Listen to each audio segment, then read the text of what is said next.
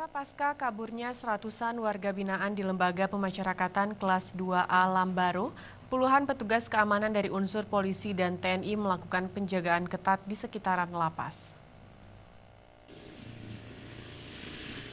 Beginilah kondisi Lembaga Pemasyarakatan Kelas 2 Lambaro Aceh Besar pasca terjadinya insiden kaburnya 113 orang narapidana yang sedang menjalani masa hukuman di lembaga tersebut.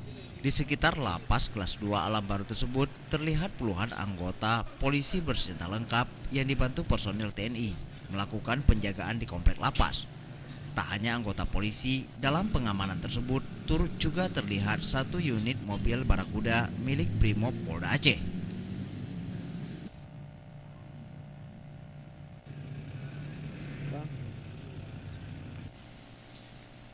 Selain melakukan pengamanan, aparat kepolisian turut juga melakukan pencarian dan penyisiran untuk mencari para narapidana yang belum berhasil diringkus.